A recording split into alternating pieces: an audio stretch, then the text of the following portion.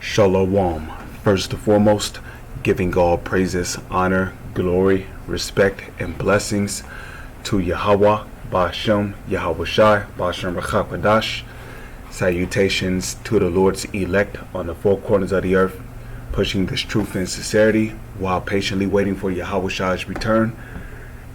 And double honors to our apostles and elders of Great Millstone, which have taught us everything we know through the spirit and power of Yahweh, Ba'ashem, Yahweh Shai. And welcome to another series of quick and important information being brought to you by the spirit and power of Yahweh, Ba'ashem, Yahweh Shai. It says European gas prices continue to soar. Okay? European gas prices continue to soar.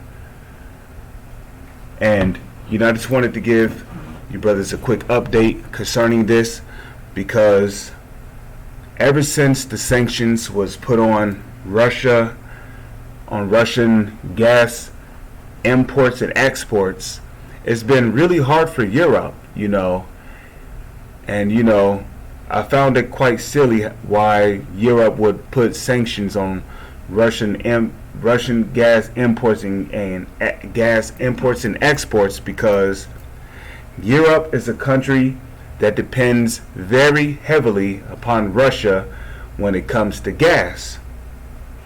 Now, Russia did offer to give the European countries gas, but at the expense of paying in rubles and not in USDs or the euro, because the euro is being backed by the United States dollar.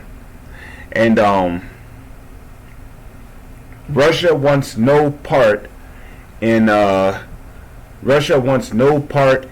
any kind of trade that concerns the United States dollar. Okay? They don't like the United States. They don't want anything to do with them. So, but of course, Europe refused to pay in rubles and insisted on paying in euros. Okay? Or USDs. So what happened? Russia ended up raising the price on gas. So now the only way Europe can get gas from, the only way Europe will be able to get gas from Russia is if they fork out large, and I mean large, lump sums amount of money. And because of that, a lot of corporations that are fighting to buy gas from Russia are going bankruptcy.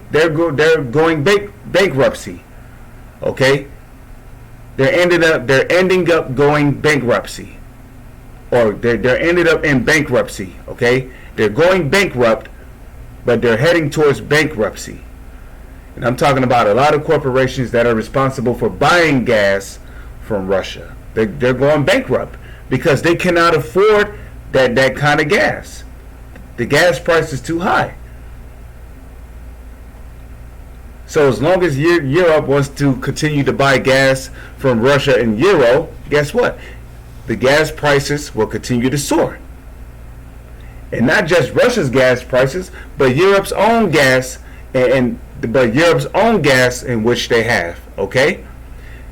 Because of the fact that Europe is receiving little to no gas from Russia, is only causing the gas prices and the gas crisis in Europe to only remain the same, unchanged, interchangeable.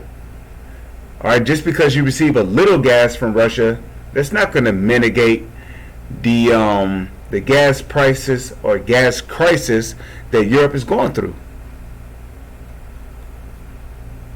And another reason why Europe's gas continues to rise is because of gas shortages. There's a gas shortage going on in Europe right now.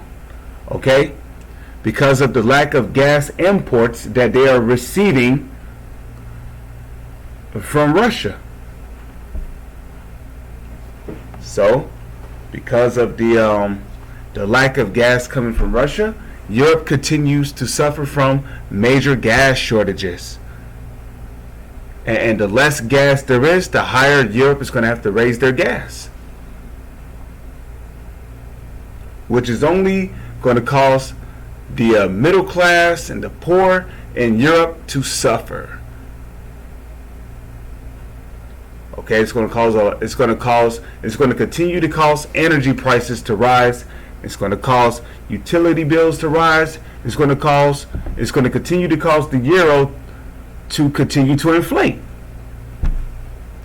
Okay, and where does inflation come from? Continuous printing of money. Printing.